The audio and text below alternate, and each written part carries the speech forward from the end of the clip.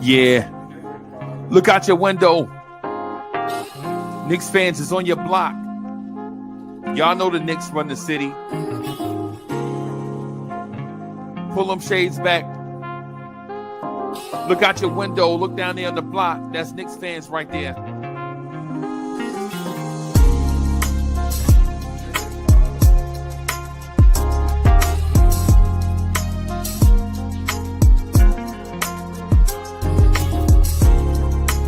It's about that time. It's about that time of the week where you get ready for your work week with the man that is so smooth he does not require a chaser. Your main man, the real, still the real Anthony D. And your main man, Jersey's finest, the hood representative, Uncle Freezie. Let's go. Party people in place to be. What's good? It's your number one chief rockin' Knicks Universal main man, Uncle Freezie, and I'm joined by the man that is so smooth he does not require a chaser. Is Anthony D in the place to be? What's good, boss? I didn't go to St. John's University. Good morning, sir. We acquired the knowledge. And man. We went straight through college. I'm light skinned. I live it. Yes, sir. Yeah, shout out to Queens, baby. We get the money. Run DFC, baby. Hollis, we here.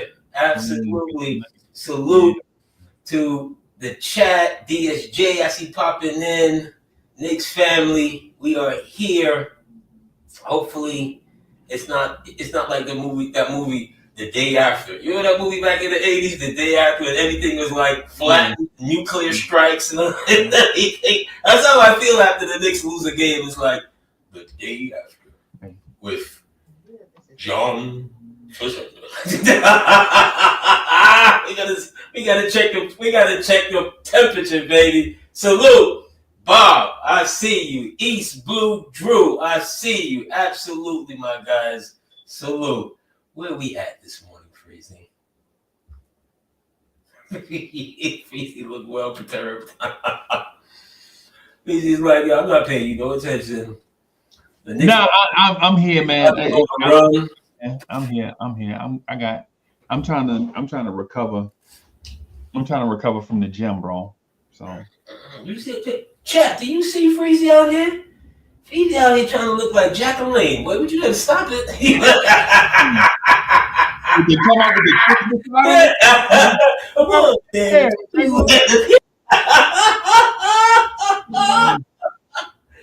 Oh my God. No, but you looking good, bro. Like I told you, pause, and I told you off air. It's obviously you absolutely doing something, you know what I mean? You out here trying to do your 1-2. I don't know if it's Shannon Briggs that's provoking all of this. Shannon Briggs, if I didn't hurt my knee today, bro.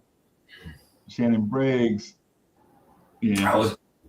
I was watching some good fights this weekend, Freezie. I don't know, but they just kept popping up in the queue. You know who I saw? Well, I watched a few of his fights. Terry Norris. Oh, I love Terry Norris. Bro. Yeah, terrible Terry. And I just happened to type in his name to see like what's been going on, since and whatever. And I bring him up on YouTube. Yeah. Terry can barely talk. Nah, man, come on. He still look like Terry. He still look like he's walking around about 150. Yeah. Cut. Everything. The podcaster reporter goes up to him and was like, the question was, do you think Chavez ducked you? You remember what the late James Brown sounded like? Oh, no. That's Terry Norris. I was like, oh my God. No, Terry Norris. I was like, but Terry was one of the kind of fighters that when you paid your money to go see him fight, win, lose, or draw, you came away like, I'll pay to watch him again. Yeah. Because everything was just dramatic with him. When Julian Jackson knocks him out. At that time, they were touting Terry Norris as the next pound for pound. Yep. The next guy. Yep. Why? He had knocked out John the Beast Mugabe. Yes. Right? What, in round 1 or 2? Yeah. Something like that. You know, so we were all like, what? That speed, bro, was crazy. Terry? Yeah. And then a year or 2 later, Simon Brown, former welterweight champion, knocks him again. Yeah. But he gets up in the second fight, pretty much shuts out Simon Brown. But the memory of Simon knocking you out, you know, he shakes it off, comes back again. If you look, I think his record, he finishes, I think he has about 7 losses, but 4 of those losses were like really after, you know, it's a name, put him on the card. Yeah. Whoever the young guy is, put him in there with him and stuff. That kind of, that Joe Louis. I only count prime losses. Me too. I only count. So the rest of that at the end, are you trying to catch a check? Are you trying to relive, recapture, or whatever? But shout out to Terry, you know, terrible Terry Norris, man. You know, younger brother Orlin Norris. Remember Orlin? Orlin Norris? You know, shout out to them. You remember Chris Eubanks? Oh, it's funny you say that. I saw like 3 interviews with Chris Eubanks this weekend. Him and his son is a boxer too. Oh wow. Yeah.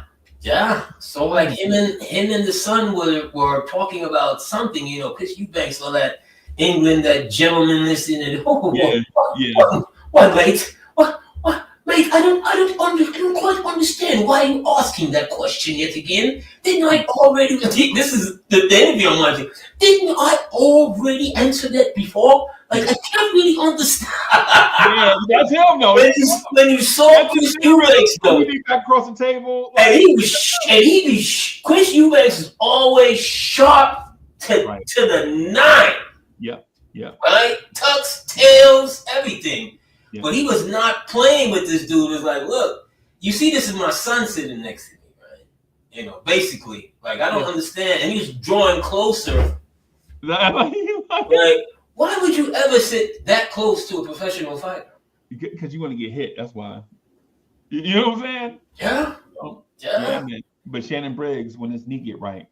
And then he get right, Shannon. It is what it is, sir. Well, where we at this morning? Knicks Nation, Knicks Universe. Is everything okay? We had a spot, bro. We had a spot. Chat. Listen, chat. The Knicks can't afford to lose today, man. Tory B in the building. What's good? DSJ, 1B. The Bronx is in the building. Salute to the greatest borough God ever created, the Bronx, New York. Salute to all my people from the Bronx. Mm-hmm.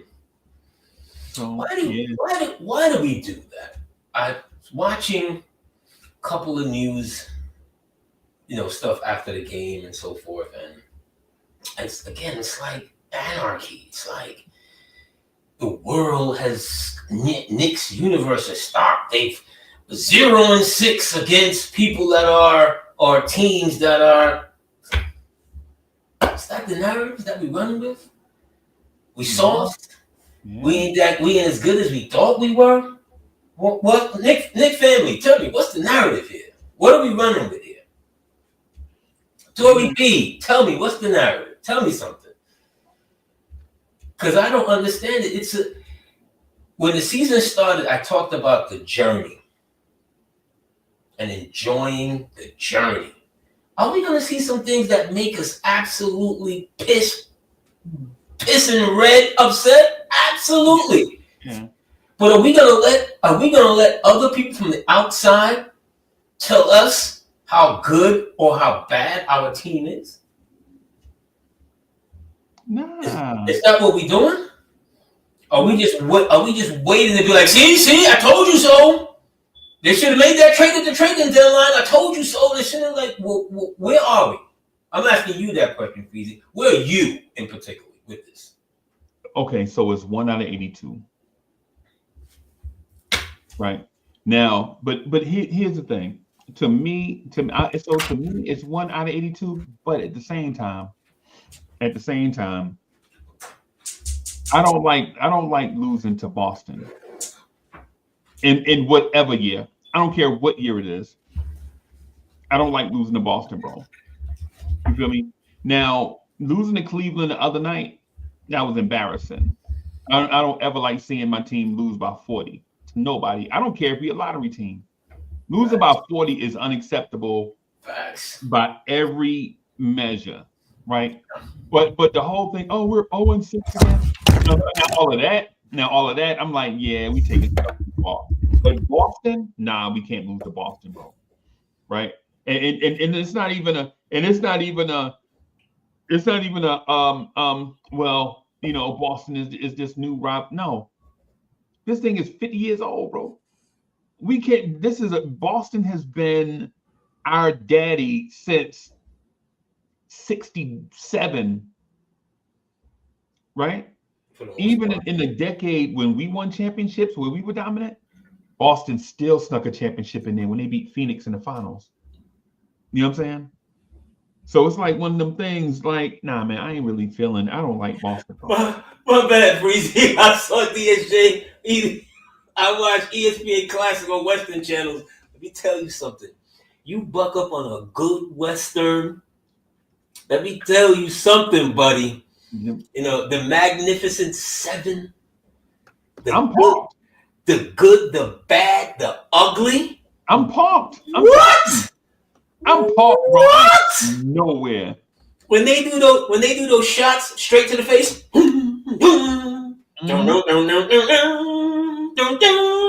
The spaghetti western.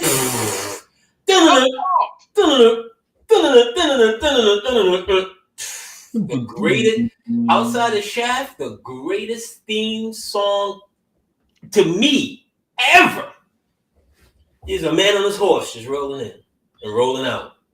I'm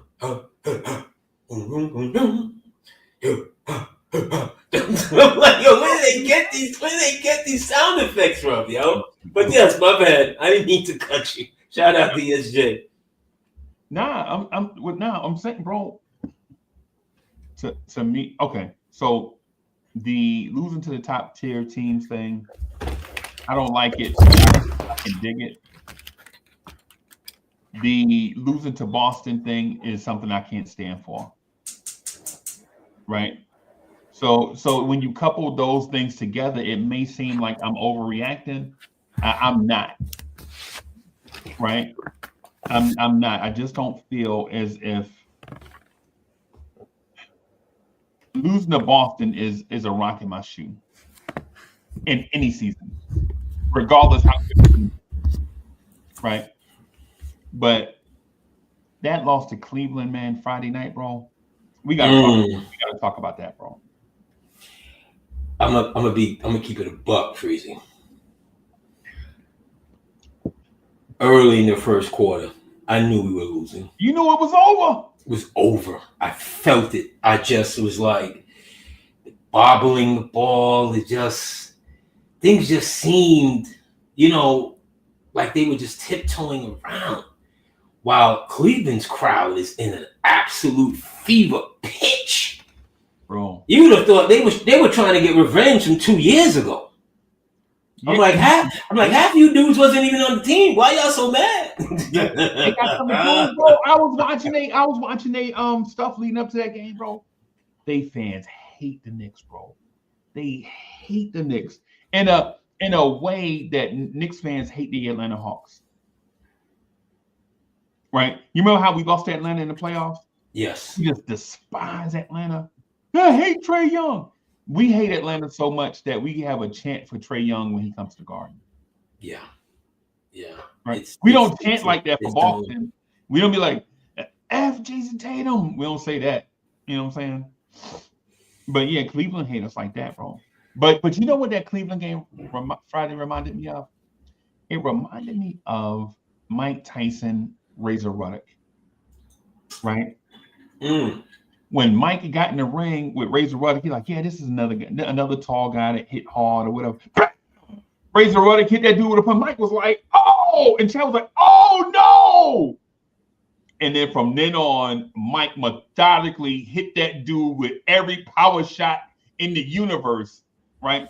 Referee had to get in there like, oh, no. I mean, he's going to kill you, dog. That's what it looked like. It made them fight again. Which Tyson did not want to do. Yeah. He did not want to fight Razor again because he really fights Razor. And I don't think Evander personally was evading Mike at the time, but I don't think his people necessarily wanted it at that time. Yeah. And Don King cannot deliver. Right. They did everything else. Remember, Buster doesn't fight Tyson as the return clause says he's supposed to. They did everything to not fight Tyson again. Yep. Right? Yep. They literally had to go to court. Whatever injunctions was thrown in that King and them was trying to do, they just wouldn't have it.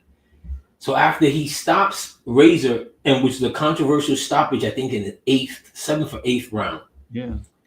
Because as much as Tyson was giving it to him, Razor periodically would land that half check left hook that he had. Punch. Yeah, he'll throw that. Yeah. That looked like it could knock out the moon.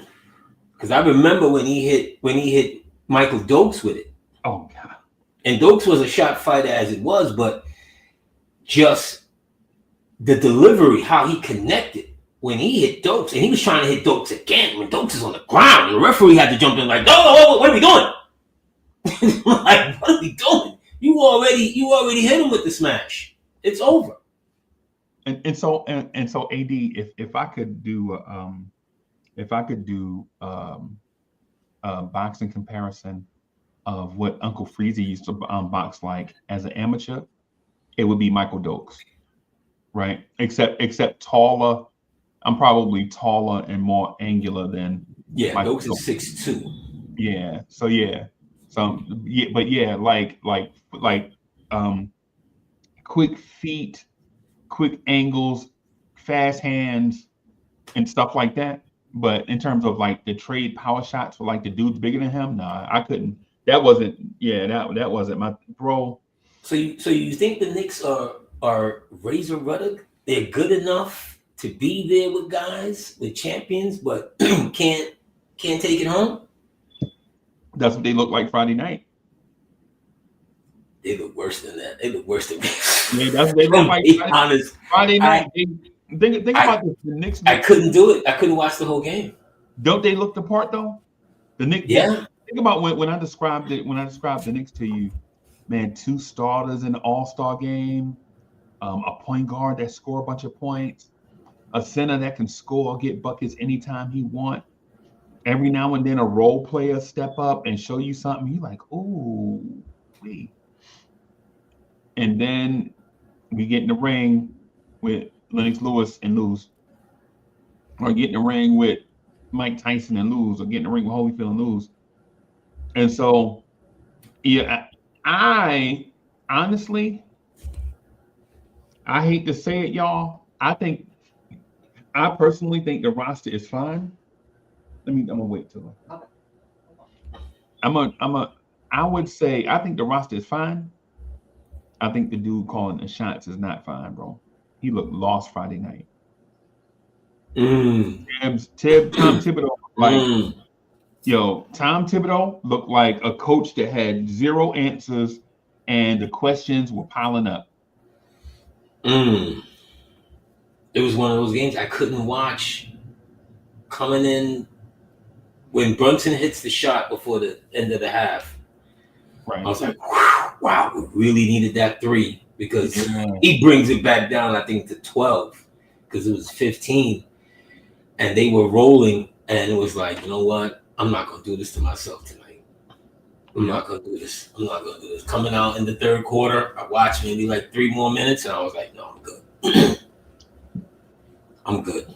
I'll find something else. It was one of those I wouldn't even, you know how you get pissed off and you go back to it? You go back. Right. Not even a go back. Right. Not even a go back. It was like, nah, it was just that bad. That bad. And for me, at least, I don't like losses that I think will make me question the journey. Yeah. Yeah. It was kind of like when Dallas last year, when Dallas had the 9 points in less than 10 seconds and Luka just went bananas. It was the same thing. It was like after that game, I was like, you know what? I got to shake this off because this is as bad a loss as it can get. Yeah.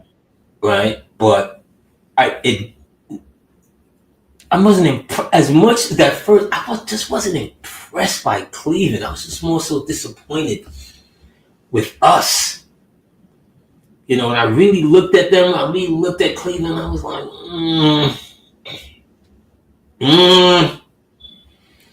Mobley's better. Obviously, yeah, Twin Towers. We're a small team as it is, especially without Cat. Yeah. But even with the ass whooping that I watched up until early third quarter, I wasn't. They didn't make me think that we couldn't beat them with the money on the line. They didn't. Cleveland, I don't feel the same way. Maybe it's because Boston are the champs. I didn't feel like, okay, y'all got Hunter. Great move, off the bench. I still was like, I think we throw our best game at them. We do that to them. What they did to us. Yeah. I don't think their best game does that to us when we're right. And I know what I'm about to do. I'm about to go into blasphemous terms, blasphemous areas yet again.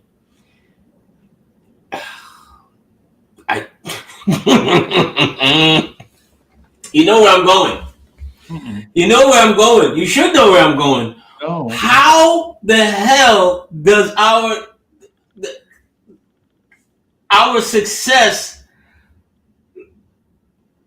lies with a man who's never been healthy one season, who is not coming back until March? This is February 23rd. There's only 5 days left of the month. Right. Black History Month. Salute everyone. Assalamu alaikum. You know what I mean? Okay. How is it we're in this position, Freezie? And I know we don't want to believe it. We have been up and down the Mitch Robinson watch. And now we're sitting here going, well, at least I did well if we're at our best. Right. And at our best would include that guy. Bro. AD, I ain't gonna front, bro. I don't like how that feels. It makes me watch him every time he comes on and off the court. You're like, what was that? Oh, did he just? Yeah. You know when they do that, he's limping. Yeah. Yeah. That's where our focus is going to be, like every time he comes on and off the court, because I'm here to tell you, my brother, and I'm talking to Mitch and the Mitch supporters.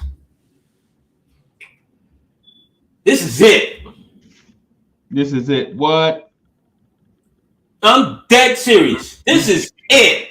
This is it. I don't want to hear you. I don't give a damn if you break wind, and I don't want to hear nothing. When you step back on this court, okay, it's all the way. It's all the way.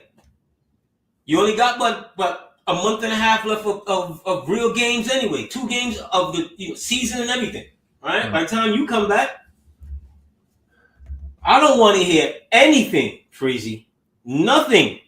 Tweak this, rest. No. I don't want to hear nothing. Right. Because if our success at the end of the day falls on us being healthy, he's a part of the us. He's a part of us, yeah. Okay. Some of us in the chat may say, well, you know what? No, it's Thibodeau. We have enough. We shouldn't be here in the balances with Mitch Robinson, but I'm sorry. This is what this is. Management did not go out at the trading deadline and do anything substantial to bolster this group. So they must feel like you, Freezie. They traded away my guy.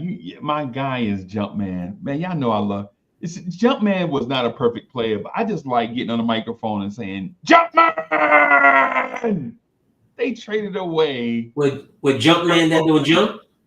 They traded away Jericho Sims, man. Jumpman that don't jump? How the hell did he get that nickname?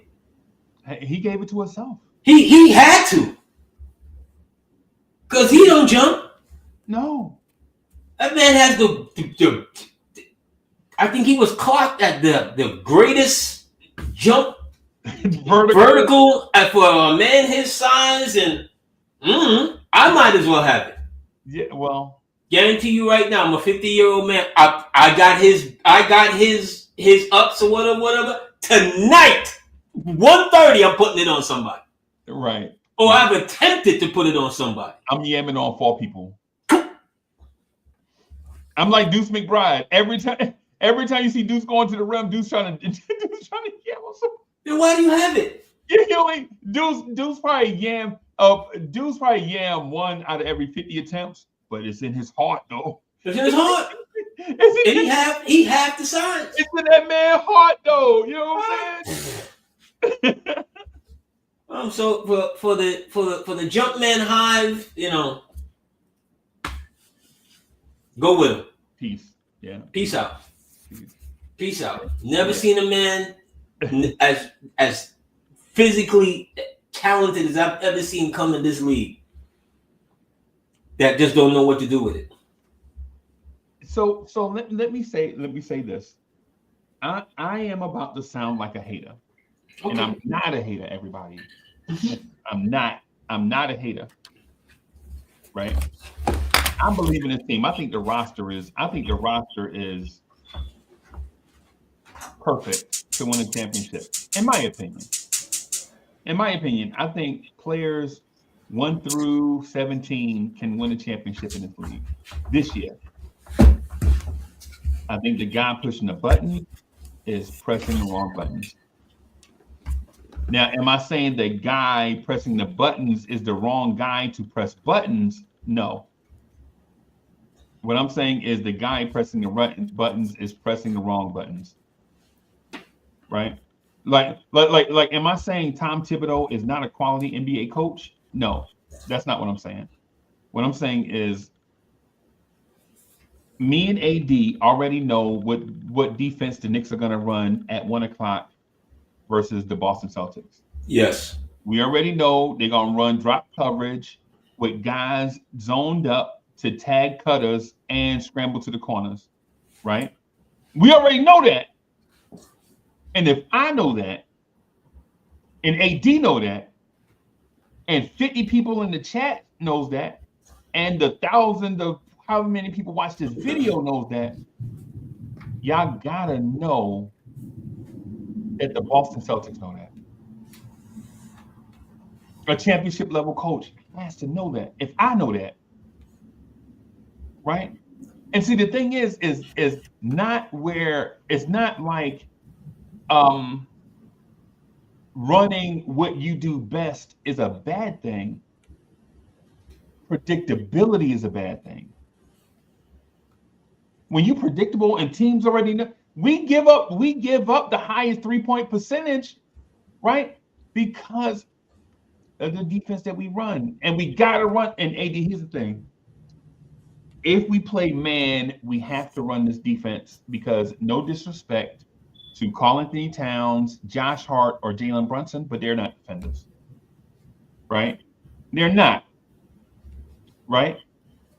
To me, the hardest working defender out of that 3 is Jalen Brunson. He tries, he just can't, right? Josh Hart is a ball watcher, playmaker. Josh Hart is like, if you have Darrelle Revis at one corner, Josh Hart is Antonio Cromartie on the other corner. Like, you're like, damn, man, Darrelle Revis had 1 interception. Antonio Cromartie had 10 interceptions. Yeah, that don't make him better than Darrelle Revis. I'm sorry. No. I'm sorry. I'm sorry. You look at the numbers and you get fascinated with the numbers. You're like, oh man, he did. Yeah, no. But here's my thing. Here's my thing, Freezie. Let me throw the opposite side of it. This is still the regular season. Do you want to do things that they're not expecting in the regular season, and it's not a surprise to them in the playoffs? See what I'm saying? Like, if you remember that Miami series, and I disagreed with this the moment I saw it. Game 1, without anyone even taking a shot, the first time Butler got the ball, double team. They never did that the entire season when they played Miami, right? And I think we did we sweep Miami that year? I think if we didn't sweep them, we had the upper hand against them. Yeah, Randall hit the game when remember. Yes. Remember, right. Remember, is this your king? Is this your king? Right. Yeah. Right. Yeah. Right. During the regular season, they had never done that. Tibbs had never done that. All of a sudden, without even a shot made, he decided that he was going to try and take Butler out early or different segments of the game. It threw us off. Right. It made us scramble. We just lost with it. The entire, to me, that was the reason I think we lost, because it set the tone early and we lost game 1. We lost home court. Right? To your point, can I show a little something? Should they show a little something different during the regular season? Depending how much you chalk up to the regular season. Yeah, to that point though, that game 1, one of the things we got to remember is, people at that time, they were like, man, we need to give Obi more minutes, man. Tibbs is doing Obi Toppin wrong. And then in that game 1, remember in that game 1, Julius Randle missed that game, and Obi Toppin started, and Miami came out and beat the fuck. Damn! Miami came out and beat the brakes off us. We was like, oh no, we got to get Randall back. Sorry. Oh my God. Yeah, they were killing us on the boards. And Obi was reaching out trying to get dunks. And we were like, get on the boards. They were just body blowing us to death. Yeah. With old Bob Love's nephew. Yeah. 36, 37, however the hell Love was at the time. Yeah. They're big, teaching all of our bigs how to play dirty, how to get rough in the paint. Yeah. How to play playoff basketball. Right. So that's what, just to come back to our original point, that's kind of makes me think, all right, Tibbs showing his hand early, not necessarily a good thing. Tibbs showing his hand late, not necessarily a good thing. Yeah. Where did we go? I remember when Dallas won that championship in 11. One of the things that people fail to remember is that Dallas was throwing a zone. Yeah. All of a sudden, the playoffs, they started throwing this zone at teams, and it bothered the fuck out of Miami. Yeah. Because they couldn't shoot. They didn't know where to attack. Yeah, they couldn't shoot. Especially their big guy, right? Because I've said this before, and on my deathbed, I'll say it again. There is no way JJ Barrera is guarding me. Okay? In 2011, 5'7", and if I'm 6'8", 6'9", Freezie, you got to be kidding me. I'm running through. They're going to have to call a charge every damn time. Yeah. There's no way a 5'7" man on my back is guarding me. in front of me is guarding me. Right. But it confused him because he didn't know where to attack. Yeah. And think about it. The Dallas doesn't have a slow-footed center. Dallas has a center that can cover side to side. So a zone necessarily they don't necessarily have to do it per se, but it just changed the game. You, the Knicks, you have a slow-footed center who's probably better, and IBM Dre said this last week, better in an area.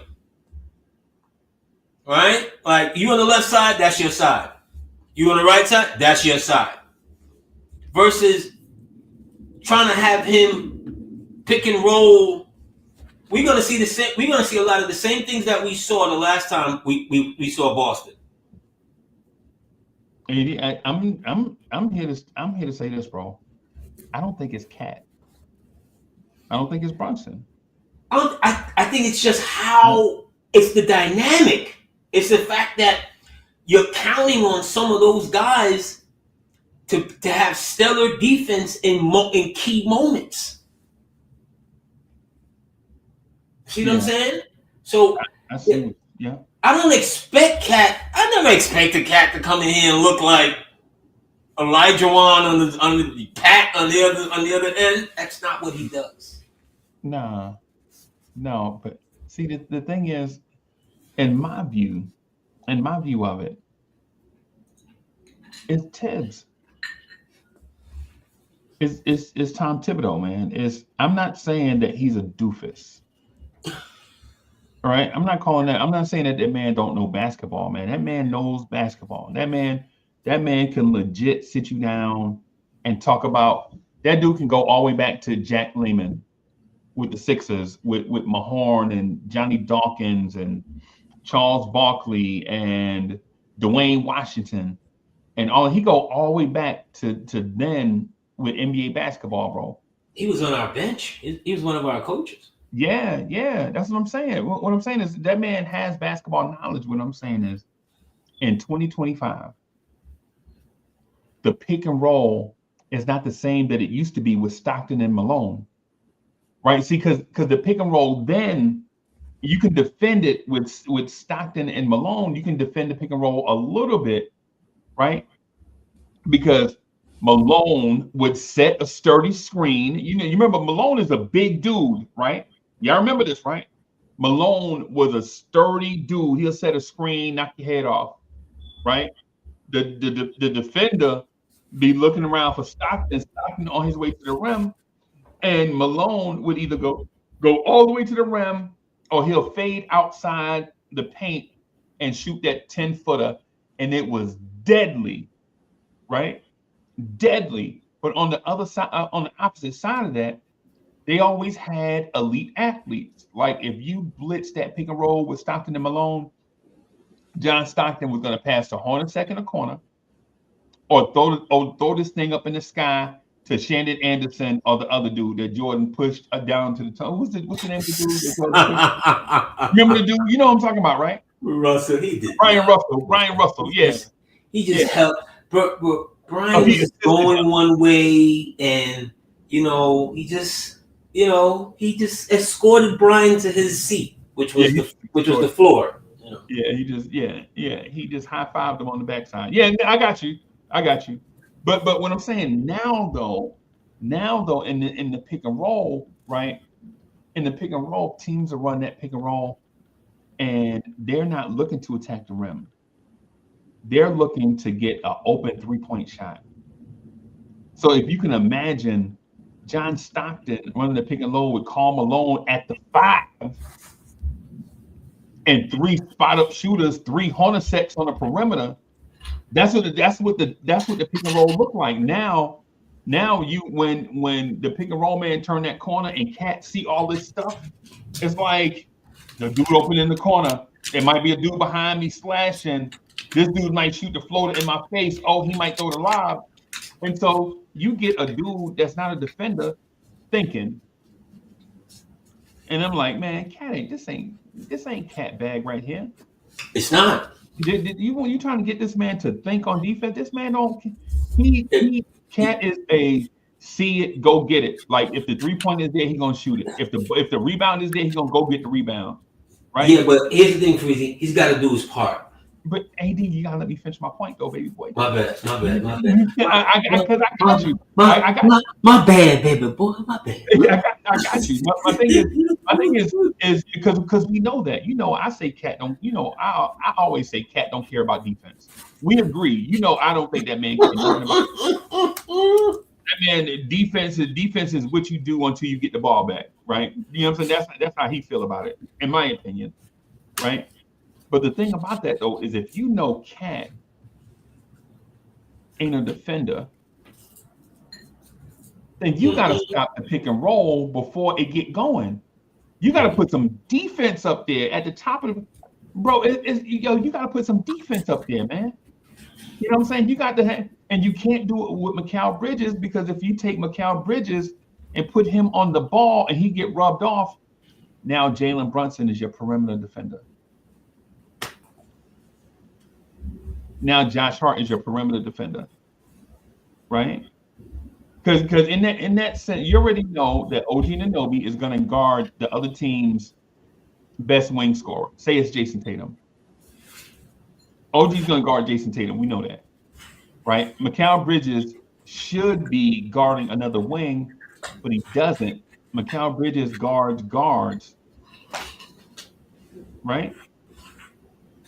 So it's like one of those things. Like we were in that catch-22 of our personnel doesn't match what the coach wants to do, but the coach is too stubborn to change. Right? Yeah.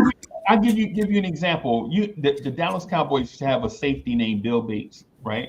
Yes. And on that same side, they used to have a corner named Everson Walls, right?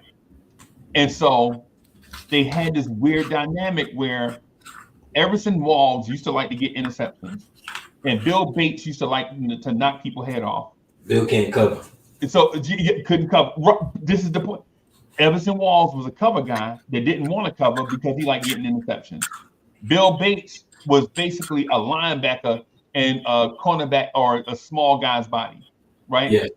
And how the Dallas Cowboys used to lose in the 80s to teams like the Redskins and the 49ers is the Bears, the Rams, is that one play per game where both of them gambled on the same play and they gave up a touchdown, right? All the time. Even in that play, the catch where Dwight Clark catches that ball in the back of the end zone, where's Bill Bates at? Where Montana scramble, go out the pocket, you know where Bill Bates is at. He's trying to run 50 yards to knock Joe Montana head off. Bro, you gotta stay back there and defend these. And so my thing is, if you have Josh Hart and Karl-Anthony Towns and Jalen Brunson, you can't go out here with an aggressive man-to-man defense, bro. You gotta know your personnel, bro. It's the man-to-man. Because the man-to-man, even OG guarding Tatum, he's not going to truly guard Tatum the whole game. Yeah. Because why would you just, if you were Boston, why would you try and prove that Tatum could just take him? No. You're going to get a screen. You're going to get a pick. Yeah. Because a screen for him at 6'9" means no one is blocking his shot. If he decides to pull up right there from 3, if he decides to drive and he has everything, his handle is no longer weak. Remember that? Right. Remember when Tatum had a weak handle? That's no longer existent. So he just has to throw different looks. But again, do you want to overplay your hand? Are you setting up certain defensive philosophies for when you meet them down the road because you're planning on meeting them down the road? Absolutely. See what I'm saying? But Boston is always historically, as you said earlier, I remember when the Knicks had lost some 25 straight games to the Celtics. Oh, I thought you was going to talk about my streak. 46. No. games Uncle Freezie went to. But they lost, like literally, when they came to town or when we went to town for a long time, ass kicking.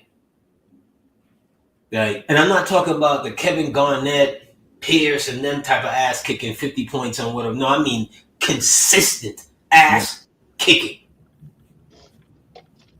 To where when we played them in the playoffs, the year when Ewing finally, erases all of that, the first two games the Celtics had won. And when they asked Larry Bird like what he thought about the Knicks, he said, "Oh, they're scrappy."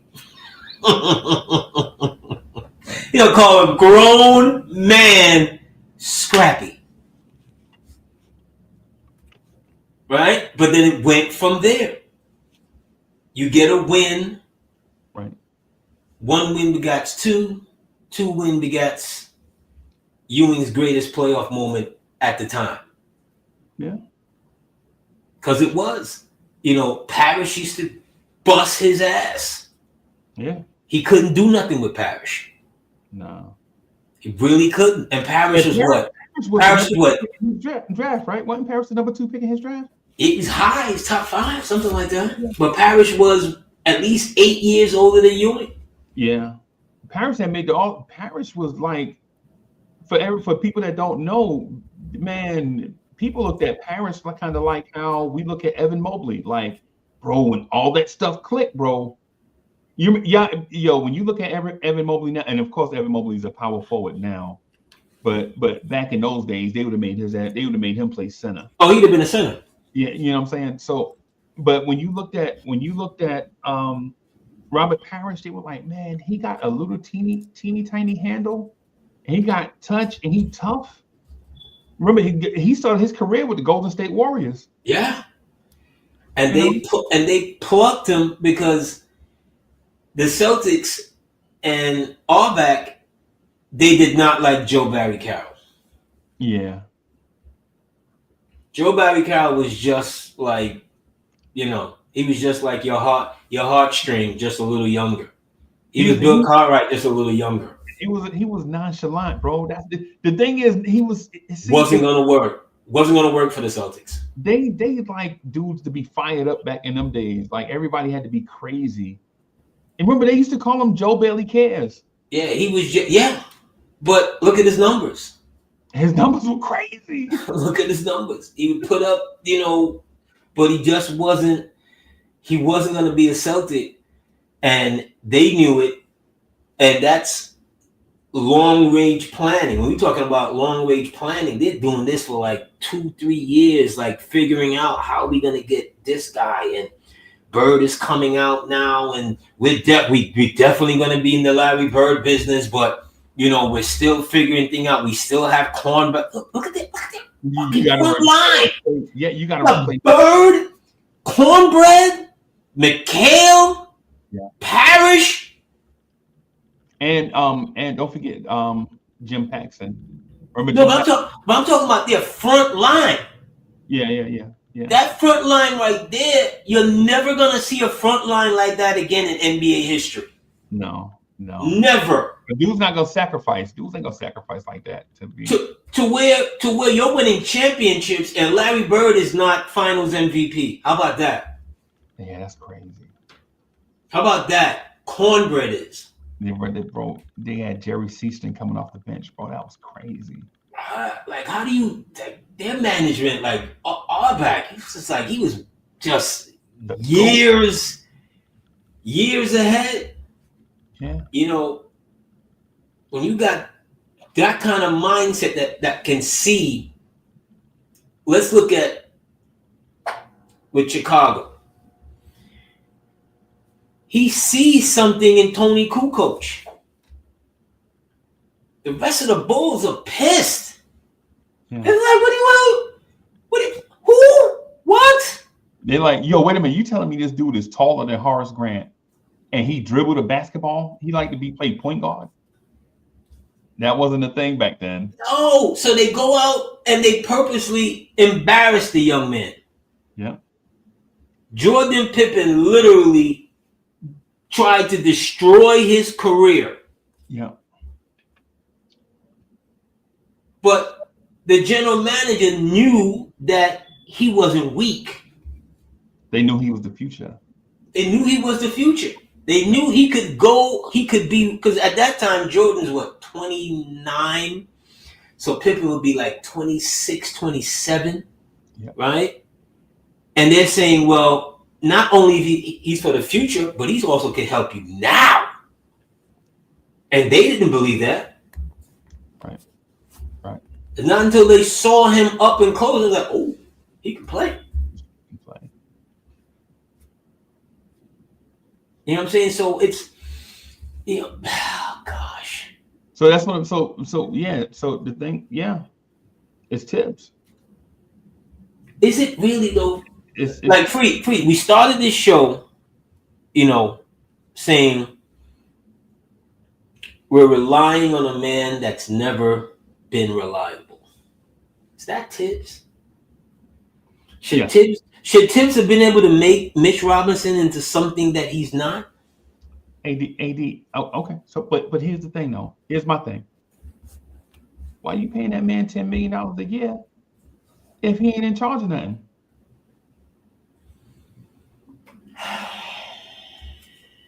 That man getting $10 million a year. But if he not getting, bro, this dude legit. You can only work with what you got, Freezie. You can only work with what you got. Tibbs is not Mitch's first coach. He's not. They've done remember 1 year? This is like 3 years ago. It's like, yo, he got to put on weight. Yeah. So he bulks up 30 pounds, 35 pounds. Yeah. And look. Remember what it looked like when we first saw him? He looked like the heroin dude at the meth lab on 34th Street.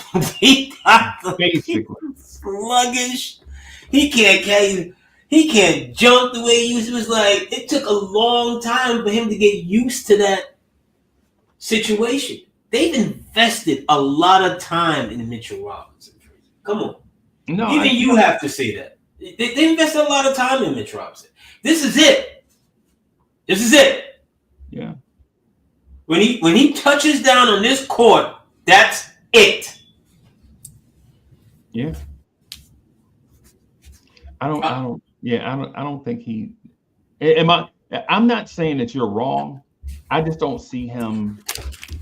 I don't see our season being impacted that much by Mitch. I think Mitch is going to be a contributor when he get back. I want to welcome him back like that. Like, Mitch, come back, man, and help us out. We don't need another hero. We don't need another way home, right? For those that remember that from Mad Max, Beyond Thunderdome, you remember that? Anybody remember that, Tina Turner? You know what I'm saying? We don't need another hero. Another hero, man. We just need, man, for Mitch to come back and be a contributor, man. Everybody rowing the boat in the same direction. That's it. You know what I'm saying? But the thing is, though, or from what I see, I think you got to use these pieces the right way. I don't think it's, because I like Haporti, because I think this is where you're leaning to. Out of everything that's on the bench, he's the best thing that's on the bench as far as bigs, right? A true big. So I'm not calling Precious a big. He's just, we've interjected him because we need him. Yeah, he's our new. That's our new Taj Gibson. Yeah, whoa. Come on now. Yeah, how we gonna do that? How we gonna do that to Precious, man? Yeah, you can't even remember a positive play out of Mr. Gibson. That man collected like $50 million from the Knicks in 3 seasons. Remember, the first deal was 15, right, for 1 year. 15 again. Then the Knicks bumped him, gave him a bonus, right? Then they brought him back on a 10-day, something like that. He cleared at least $40 to $45 million. Right. Don't do that to Precious. Precious is Precious. We need him. I'm looking at Taj Gibson numbers, bro. I'm looking at Taj Gibson numbers at the same age. At the same age, right? Taj Gibson was 7 points. Well, 8 points and 5 rebounds. 8 points and 5 rebounds. That's precious. If we had that last year against Indiana, we were in the conference finals. And the difference is, here's why, Freezie. Taj Gibson is 6'10", 6'11". We needed a big. Your heartstring that they got rid of, Tibbs put him on the floor for 30 seconds. 30. Yeah. What did that man not do in 30 seconds when you needed him, you needed something like that has that kind of athletic prowess, and 30. That's it. Yeah, we lost to end. That's one of the things that Knicks fans sleep on, bro, is this. In game 3 in Indiana, the Knicks had a lead late in the fourth quarter. Yes. Up 2-0. And Jalen Brunson had a sprained right foot. And when Indiana came out of a timeout, instead of Tibbs playing Deuce McBride instead of an injured Jalen Brunson, he left Jalen Brunson out there in the game, and Indiana stayed in the game. In those back and forths, I'm not saying that we didn't need Jalen Brunson's offense, because we absolutely did. Right? But if you know Jalen Brunson is hobbled, y'all got to remember Jalen Brunson was hobbled in that series. If it wasn't for his jump shooting, we probably would have lost 4 games to 2. Right?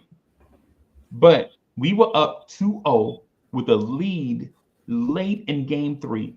If we win that game, we're up 3-0 against Indiana, and Indiana has to win 4 games in a row against the Knicks.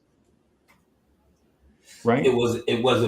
It's our history though, Freezie. But AD, what I'm saying is I'm saying this to the chat, for the people that don't believe that it's Tibbs. It's Tom Thibodeau, bro. In that moment, and you covet defense, and the one failing in these moments is always your defense, right? Whether it's the personnel group, or if it's you're just predictable, right? Because think about the game that we lost. We beat the Chicago Bulls, right? Right. We beat the Chicago Bulls. Right, Tom Thibodeau drew up a defense out of bounds, right? A defense coming out of the play, right? Y'all know how we stopped that play? Mikal Bridges at 6'6" had to block the shot of a dude 7 foot tall at the rim. That means the other coach knew what Tom Thibodeau was going to run, called up the play to beat it, and it took an extraordinary play from an undersized dude. Yes. And so we give Tibbs all these breaks. Like, y'all legit think that I'm hating on Tibbs. I like Tibbs. But as a Knicks fan, you saw it for yourself. You saw it with your own eyes. Mikal Bridges at 6'6" had to block the shot of a 7-footer at the rim. But it's Tibbs. Let me ask you though. That's a soft big. Or better yet, he's a finesse big. Okay, hear me out. Do you think that Tibbs is feeling, because remember, he gets not one shot, but he gets another shot in overtime, and he's fading away. Do you think that Tibbs is necessarily saying, you know what, let me put my most energetic defensive dude on a guy that is not going to power through, who's going to Charles Smith it? Because that's basically what he did. He has Bridges on his back, right? All he has to do is go straight hard, even from behind. He doesn't do that. So I'm not knocking your theory, what you're saying, but I'm also saying is maybe Tibbs designed for Bridges to be on him. Man, AD, stop. He did the same thing last year. Remember, OG was guarding Embiid at one point. Don't try to play me like that, bro. Because now you're trying to play me, bro. now you trying to play me, bro. This right here. You telling me that Tom? Come on, man. Don't do that, man. Come on, don't do that to me. I'm saying though, he did put OG on Embiid last year in the playoffs, and it worked out. Made us start thinking that OG can guard big bigs in key moments, and it did work out. I get you, Freezie. I'm right there with you. With Tibbs. What I'm saying, if this is your forte, right? If this is your forte, how come your forte is always letting you down? That's another question. Chat, if defense is Tibbs' forte, how come we always talking about defense? That's another question. Chat, I'm asking the chat, legitimately, chat, think about what I'm asking you. If defense is this man's forte, why are we always criticizing his forte? And I know people generally don't ask the chat questions like this. I know y'all always get questions like, yo, man, what the defense gonna look like when Mitchell Robinson get back? No, I ain't about to ask y'all no low-hanging fruit questions like that. I'm asking y'all real questions. Right? Why are we always talking about defense and blaming the players when this dude is supposed to be a defensive genius? Right? And then even then, right? This is his 5th season. Because I can dig it if you like, well, he just got here. You know what I'm saying? He ain't got the players. He don't have the players he need to run his defensive style and blah and all of that. I can see that, right? But this is his 5th season. How many times are we gonna keep finding scapegoats? As Knicks fans, we do this all the time. If something go wrong, we find one player for everybody to hate, and then we just make that player the scapegoat and hate that player. Right? It was Elfrid Payton one time. It was Julius Randle, and now it's Cat. Whoa. So I don't know. Whoa. The man legit listen, I'm not knocking Tibbs, right? I'm not knocking him as a smart basketball person. What I am saying is, if defense is your forte, how come we always complaining about it? Yeah, but Freezie, I get it. Knicks fans get it. But you're leaving out the player out of this mix. You're leaving out the player out of this mix and the player's responsibility to his brethren on the court. So whether it's Brunson, whether it's Cat, whether it's Hart, OG, whoever, when you're on the floor, Freezie, you can only look to the coach, but so much. Right. Back in the day, when you first started watching basketball, a team would have saw that, they'd be like, "Hey, you said this was your forte?" And we did. Yeah, but I remember Hubie Brown, who's getting a lot of, he retired recently and former Knicks coach and knows the game, his analytical points. I've listened to that man over the years, agree, disagree. I remember a game against the Celtics, same Celtics. Your heartstring is in the game. Michael Ray Richardson. No. Bill Cartwright's in the game. Oh, Bill Cartwright. That's my other heartstring. You know, that's your heartstring. You remember that? You remember that second young core? That first young core was Ray Williams, right? Nate Ray Williams, Bill Cartwright, all of that. But then Kurt Rambis, yeah, all of that. But we're in the playoffs against the Celtics. Hubie Brown has to go over to the late Marvin the Eraser Webster, grab him by the front. That's why my hands are so in this fist thing for the last minute.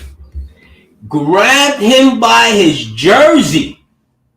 Get in the game. He couldn't take Cartwright one more second against that front line. Yeah. Right? What did Marvin Webster do? That's what Marvin Webster does. Had a block, couple of fouls in like 3.2 seconds. He had a block like three clumsy plays. You can't walk and shoot bubblegum at the same time. Marvin Webster was the original. What's my dude over there that Shaq and the Fool made famous? JaVale McGee. Yeah, he's the original JaVale McGee. Just not as athletically. Same kind of body type. He gonna grab a rebound. Gonna catch him like a He gonna do something. He gonna do something crazy like JaVale because they wouldn't. You know, JaVale wouldn't have lasted back then. It really wouldn't, because the things he'd like to do sometimes that was just mind-boggling at the least.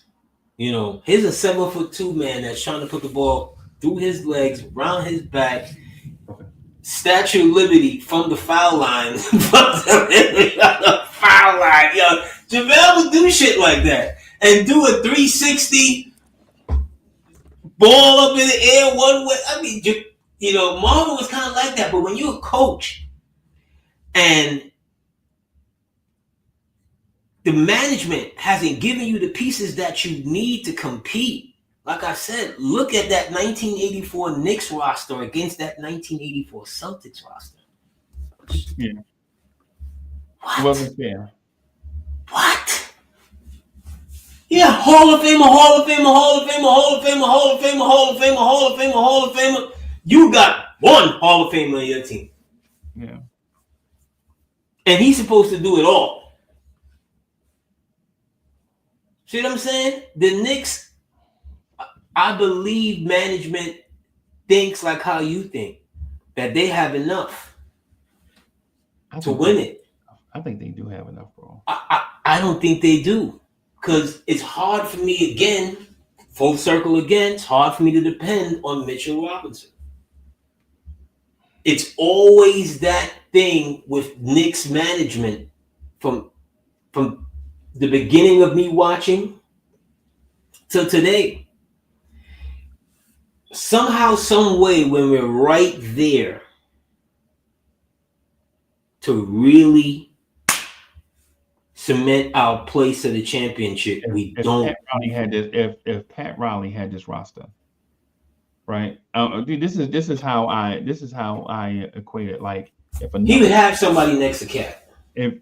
Nah, man, no. He would have somebody next to Cat. Cat is not his type of defensive center.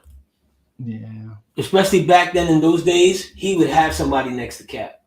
Yeah. Cat would be probably in theory, Cat's Charles Smith with no Ewing. Yeah. See what I'm saying? I don't. He's your 4. You're not depending on him. He wouldn't depend on, because look at this man had PJ. What was it? What was this guy? PJ that got into the fight with PJ with Brown. Ward. PJ Brown was his starting power forward. Take a look at PJ Brown's numbers. Did PJ Brown ever average 10 points in this man's league? But PJ Brown was just tough. He was tough and could defend. Yeah. Next to who? Next to Morning. Yeah.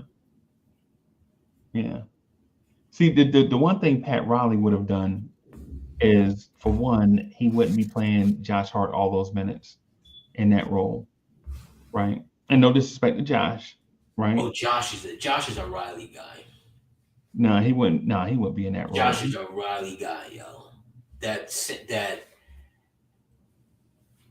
all you can do, play every minute. He would definitely be a Riley dude. Okay, name one guy on a Pat Riley roster that was a 6'4",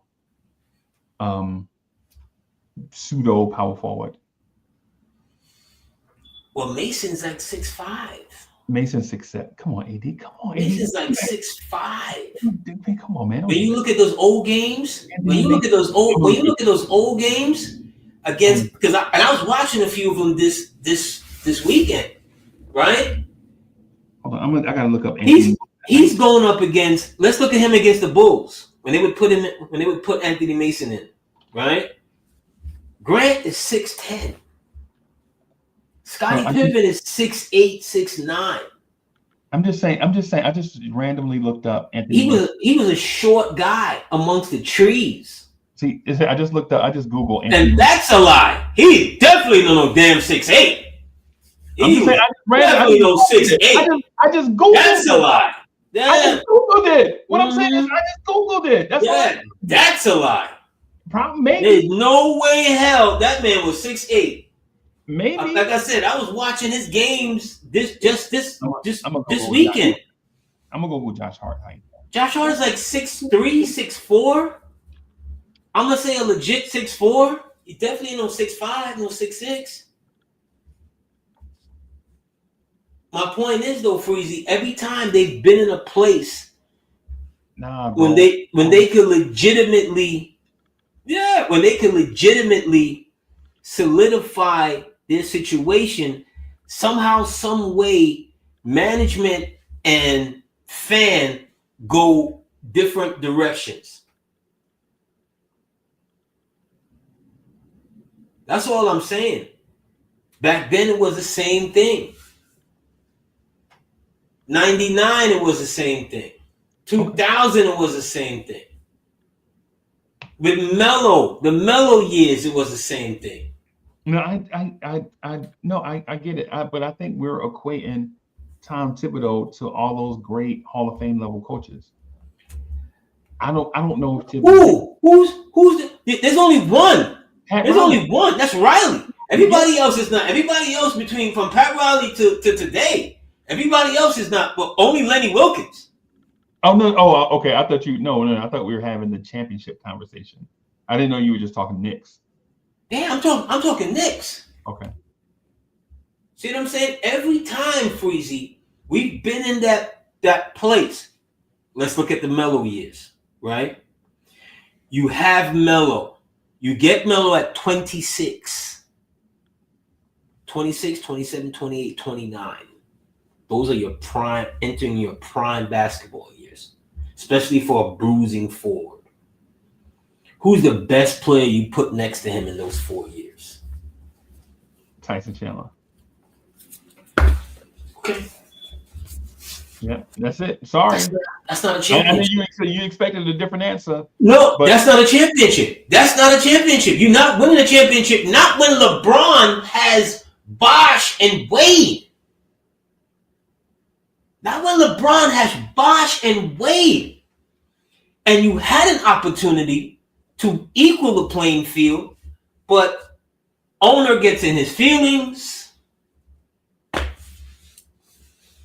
The point I'm getting at is Tibbs not the guy, bro. That's what I'm saying. The point I'm getting at, he doesn't have enough. I think he got too much.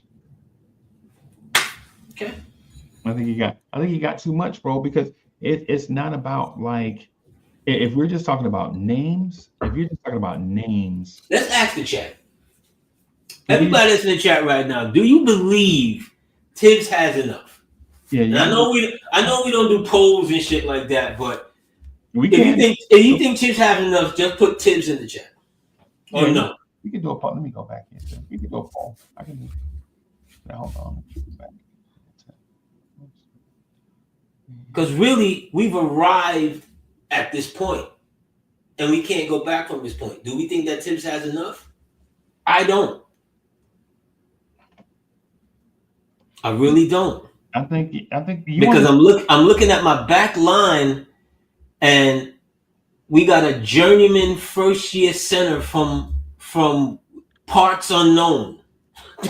I mean, we got what are we doing? We're supposed to say, well, that guy right there, we can just put him in, and he's gonna give Tibbs consistently what he wants. 2 weeks ago, or not even 2 weeks ago, maybe 2 weeks ago. Can't remember what game it was. Tibbs put him in the game. The man had 4 fouls in like 2 minutes. You can't have that in the playoffs. Is it realistically that Mitch could get hurt in the playoffs and you got to depend on that young man? Absolutely. And that's my point. When you're going for a championship, Freezie, and you think that this is it, this is your core, you have to completely surround it, Freezie. They have not done that. They got, at the trading deadline, they got some dude who's the equivalent to Anthony Bonner. He can't shoot. 28%. Yeah. 30%.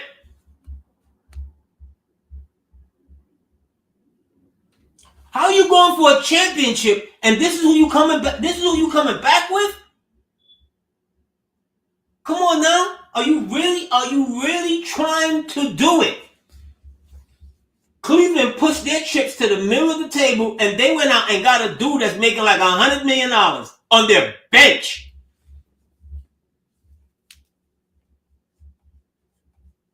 So don't give me this Tom Thibodeau has I got it. Yeah, I absolutely got to give this to you, bro. Because not only are you wrong, you're emotionally wrong. Emotional? You're emotional about it. Because here's the thing.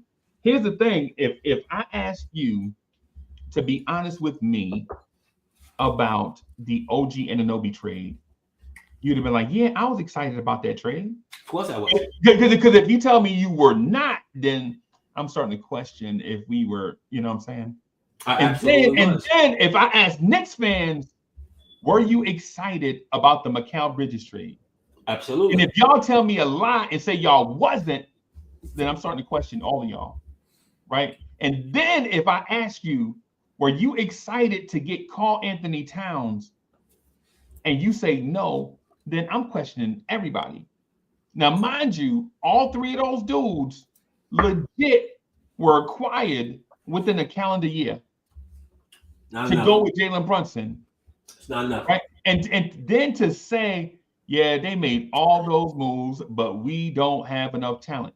Then I'm starting to question how much talent that this coach needs in order to win a championship. It's not enough. Because I think we're being dishonest with ourselves. I think we're in that mindset where we're like, yo, it don't matter how much talent we go out and acquire, this dude's gonna need Jesus Christ and high tops. No, this is not the LeBron situation where every year we need something. No, we haven't won a championship, Freezie, since you and I were knee high in the crib, my guy. You keep overlooking this. Let me get back to emotional. They don't have nothing to do with this run. Yes, it does, because we've been waiting for this. We've been waiting for this forever. No, talking about it's not fair to put that burden on them. It is. Parents were not even born. I'm sorry. It is. It is. It's a part of our history. It's our history. We can't detach ourselves from what we've seen happen before. We've seen this. We need I don't give a French Foreign Legion. Okay? I don't care. Bro. I'm not the nail it in, bro. I can't take y'all no more, bro. Hold on. Put the poll up in the chat. Put the blasted poll up in the chat. You still ain't put the poll up yet. I legitimately took a break. I was like, I'm gonna take this week off, man, and get away from this shit because this shit drives me crazy. And then as soon as I get back, it's the same shit, bro. I can't take this shit no more, bro. It'd be the same shit all the time, whining, crying, all that stuff, bro. Like legitimately, these dudes were not even alive. AD, what are you talking about? Right? Like how you see that this dude had 5 fucking years, and you out here talking about this dude don't have enough talent. He had 5 years. He doesn't. Right. We haven't had Cat. We haven't had Cat and Bridges. Wait. Hold. 5 years. Oh, wait a minute. Don't you do that to me, bro. I'm too smooth. Yeah. You legitimately just said we didn't have Cat, and then 2 minutes ago you said we don't have enough talent. Did you really just flex on me? But we didn't have them. 2 things can be true. Bro, 2 things can be true. You legitimately said we don't have enough talent, and then just now you said we didn't have Cat. We didn't. But we didn't. We just got Cat. Cat's only been here 7 months. Right. So you're saying Cat is a talent? Is he not? He's an extraordinary talent. Thank you, Chad. I appreciate y'all, Chad. Y'all see why he's an extraordinary talent. But that being said, we traded for OG Anunoby. Yes. Traded for Mikal Bridges. Traded for Cat. Right. Acquired Jalen Brunson. And we're like, Tom Thibodeau doesn't have enough talent. And if you in the chat, and if you feel like the Knicks don't have enough talent after all those moves, then there's no pleasing y'all. You don't deserve a championship. Freezie, we're on this Boston thing here today, right? Okay. No, this conversation is about talent. But we've been in and out. But we've been in and out of the Bostons, right? Freezie. Look at Boston and how they got to the championship. Move away the coaching situations that they had, right? They were knocking on the door every year, Freezie, right? They literally removed the city's heartstring. They got rid of an often injured center that didn't really have the offensive numbers that they needed for another often injured center, but just was better. Okay? That won them a championship, Freezie. Those moves right there won them the championship, Freezie. Boston just went all in like how Cleveland's going. I don't understand. You think the Knicks right now sitting with Kolek and Pacom Dadier on the bench and a journeyman from parts unknown is a championship team? I can't, bro. That's what I'm saying. I can't. I know it. I'm Luther Vandross right now. I'm never too much right now. I'm about to lose my ear. Do I really feel like hitting this button and jumping up here so that we can do this right here? You know you miss me. You miss me when we wasn't here last week. Because 2 things there are so many things that's left out of your Boston comparison, right? For one, I'll tell you the one thing that was left out of the Boston comparison. They moved on from an old ass team president in Danny Ainge and got a young team president and GM. Right? That was in-house. Brad Stevens took that job as a young man. Brad Stevens, I think, just turned 50 or maybe just about to turn 50. Right?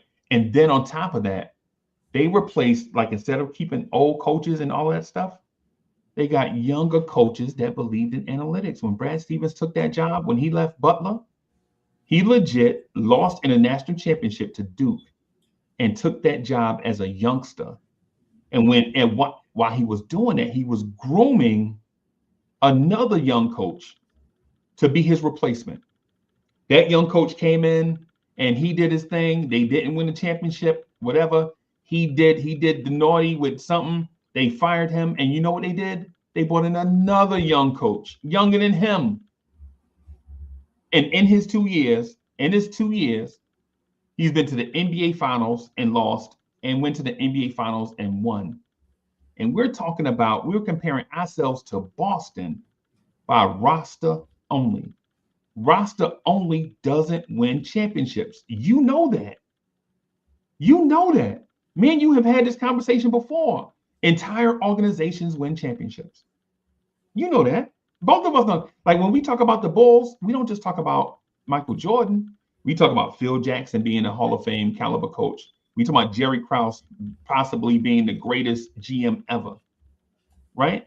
That's what I'm saying. Like when we have these discussions, bro, we leave out so much stuff to make it seem like it's just Karl Anthony Towns' fault we can't win a championship. I'm not blaming Carl. But see, that's the thing. You think I'm blaming Karl Anthony Towns? I'm not sticking up for Cat either, by the way. I'm not sticking up for Cat because I think his defense is trash. I'm not blaming him. I'm not just blaming him, Freezie. I get it, AD. Just let me finish this point. The thing I'm saying about the Knicks is this. We've been through many of these spells. We've been through many of these spells where we got a coach that was consistent and fell in love with consistency instead of direction. Are you trending towards a championship? We are consistently a good regular season team that's a second round ceiling team. That's what Tom Thibodeau was in Chicago. And we hired him to get us to this point. And this is where we are right now. And to think that Tom Thibodeau is going to do something other than what he normally does, that's a shame on us, not a shame on him, because he's doing what he thinks is right. But for us to buy into, Tom Thibodeau at 68 years old is going to break through and become a championship level coach, that's on us. That's our bad thinking. Yeah. Okay, Freezie. I'm with you there. But here's the thing, Freezie. If Tibbs wasn't the coach right now, we would still have the same problem. You see, I'm looking at people in the chat. Bob, I appreciate you, Cowboy Bob. But let me ask you specifically this question, sir. Show me a team that had the likes of Kolick and Pacom Dadier and Airport, whatever, that's winning a championship. That's won a championship. Okay? You can't. Don't even waste your time. Don't waste your time the way I wasted 5 to 10 seconds in bringing that to light. Because there is none. Right. There is none. You got first round picks that are on the back of the bench they're just able to jump up and, hey guys, high five them. And we're looking at them like Tibbs is doing them wrong. We're looking at, a first year player and think that Tibbs had this jewel all this time and he's not playing him. How about the other 30 damn teams that let him rock in Germany or parts unknown? You can't take a chance.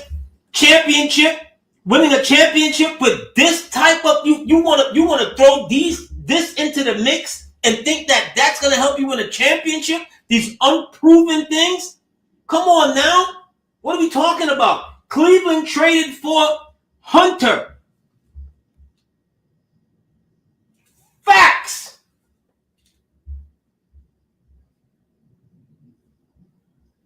It's not how you win. You're not winning You have called out some of the greatest general managers. And who you said that Cleveland upgraded the roster? You said they made a championship level move, in your opinion? Yes, they did.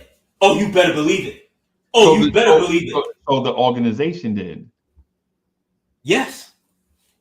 Right. You know what else? I did say Cleveland. You know what else Cleveland did? Cleveland had a ceiling. And they fired their coach and brought in a new guy, Kenny Atkinson. Cleveland also did that. Is that also not true? Yes, they did. Yes, so it's not just the players. So you ready to? So it's not just the players. See, I'm not gonna let you hedge your bet. It's the coach. I'm not gonna let you hedge your bet. Okay? Organization. Are you ready to move on from Tibbs? Right here, right now. I'm not gonna let you hedge your bet. You ready to move on from Tibbs? Yes. That's fair. That's right. fair. Yes. Yeah. Okay. Because if it means we win a championship, absolutely. Right. Absolutely. I like Tibbs. I just don't like the fact that he doesn't make the adjustment necessary for an 82 game schedule, and in game at times he looks lost, like the game is going too fast. I saw him walk and know, like, the look on people's face tell you everything. Like, it's a thing called body language. Y'all know what it is. Y'all know what body language is.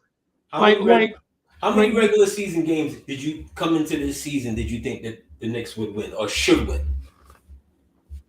I was thinking like maybe 63 wins, 62. Right. And but here's my thing. AD, you didn't ask me if I thought we were going to win a championship, right? What I thought we were going to be. You remember the old Seattle Supersonics? They used to just lock people up in the regular season, and then which one? Which one? The all 90s, the 90s, all of them. 80s, 90s, all of them. Okay. That's their thing. They get you in a gym, and with that crowd feeling like they right on top of you, they run you. You remember the Seattle? You remember? It didn't matter if it was Lethal Weapon or Gary Payton and them. All that was their thing. All of them. They would win 60 games, and in the regular season, you like, yo, how they gonna stop Sean Kemp in the playoffs? And then Sean Kemp gets to the playoffs, and you like, you remember the Phoenix Suns? Remember the Phoenix Suns from 85 to like. They put but Phoenix is a different situation. I mean, Seattle, and it's funny you say that because I was so much into. But AD, my point is that's who I thought this Knicks team was gonna be. As soon as they made the cat trade, I was like, yeah, I don't think. But that team was still loaded. Freezie, that's a good comparison, Freezie. But look at that team. That team was loaded. But AD, that's not the point that I'm making. The point that I'm making is I thought we were gonna have the same result as them, even if the way it's comprised is not the same. Their result is this. Their best result is this. They won 60, finally got past the Rockets, lost to Jordan. That's their best result. Okay. But you asked me about the record this year. Yeah. Right. That's what I'm saying. You thought this Knicks team was good enough to win 63 games. Yeah. I was gonna say 66. I was gonna say 66 games. Right? But here's the thing though, AD. Here's you can destroy a high.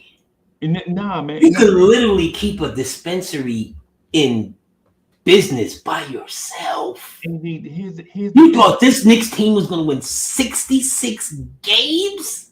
Chat, this is what I'm saying. So, AD, did you think Cleveland was going to win 66 games? No. Right. That's my point. You can't go by like a certain thing, and just because you see a number, you're like, that's. And they still haven't attained that yet. But yeah, but I get your point. Did they not look like a 66 win team Friday when they beat us? Oh, absolutely. But I'll go you one better, right? At least they solidified their position to win 60-something games. At the deadline, they made, for me, a game-changing maneuver. Who in this chat don't like the move that Cleveland did at the deadline? Nobody. If you're really keeping it a buck, you Hunter on your back line, on your bench, that's like having, well, I don't want to go crazy, but when you got a Bill Walton on your bench, you got a guy that's averaging 19 points per game. That's like Bob McAdoo on your bench. I get it, but here's the thing with Cleveland, right? Cleveland may win 70 games, right? They have 26 games to go, right? They have 26 games to go, and all they have to do is go 19-7 the rest of the way. It don't mean a thing if you don't win the ring. That's not what we were talking about. We were talking about. You asked me the number of wins, right? We're talking about the number of wins, right? If we're talking about the number of wins, Cleveland can go 19-7 to win 66 games. Yeah, and right. And so Cleveland, the point that I'm getting at is this is what I felt like about the Knicks. I felt like if everything went right, the Knicks can win 63 games. Because of offense only, by being an offensive darling and being the D'Antoni Phoenix Suns is what I thought we were going to be, right? A team that just outscored teams every night, and then the playoffs get here, and then you got to figure out how to do something. But they've been that. They haven't been a defensive team. They've been an offensive team. They just haven't been the best of the best. They're just one of them. Right. It's not an offensive thing for them, Freezie. We've been talking about. Who you talking about for Cleveland or the Knicks? The Knicks. Okay, all right. See what I'm saying? But Freezie, I gotta leave it there, sir. I gotta run. Yeah, I'm gonna go ahead. I gotta go outside and smoke a cigarette.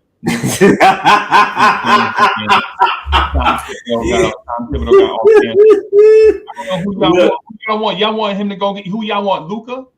Y'all want Luka coming off the bench? Luka and Steph Curry off the bench. Give Tibbs enough. No, we just needed more. We need Jokic, Luka, and Steph coming off the bench. Easy. You grew up watching the Lakers. You grew up watching the Lakers have everything. Everything, Freezie. Like I said, the Lakers at one point has one of the greatest power forwards in history on their bench. Who was it? But did they have a Hall of Fame coach? We didn't know they were Hall of Fame coaches yet. Here's the thing in reverse. Those guys, those coaches were not Hall of Fame coaches. Nah, that player that you mentioned also wasn't in the Hall of Fame at that time either. Hold on, Freezie. Hold on. Westhead to Riley, they were not Hall of Fame coaches, Freezie. They lucked up into Hall of Fame talent. Kareem Abdul-Jabbar wasn't in the Hall of Fame either, bro. Freezie, Kareem Abdul-Jabbar was in the Hall of Fame just from UCLA alone. What are we talking about? Come on. What are you talking about? So what are you talking about? Magic Don't do this. Don't do this to the fans. Don't do this to the fans because you still think that Ewing is the GOAT. Don't do this to the fans. Right? You know what happened to Paul Westhead, right? Yes. They fired him and brought in a younger coach, Pat Riley. Okay. And he was coaching what? Hall of Fame talent. And on that note, ladies and gentlemen, thank you very much again. On this note, for joining us. AD I don't know where the conversation started, but it started and ended with you. Look for me and Uncle Freezie. They fired Paul Westhead and hired Pat Riley. Garvey. They fired Stan Van Gundy and hired Eric. They fired Bob Hill. Fired Bob Hill. Two bims. All right, y'all. Salute. All right, peace, y'all. What a button at? Hold on. What a button at? Jerome. I gotta leave y'all with this chat. Where is it? Oh, there it is. Yeah. Look out your window. Knicks fans is on your block. Y'all know the Knicks run the city. Pull them shades back. Look out your window. Look down there on the block. That's Knicks fans right there.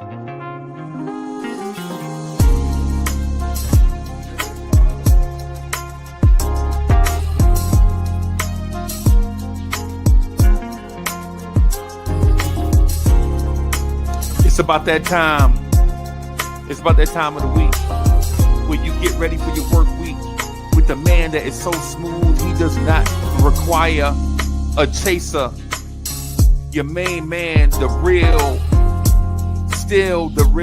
Anthony D, and your man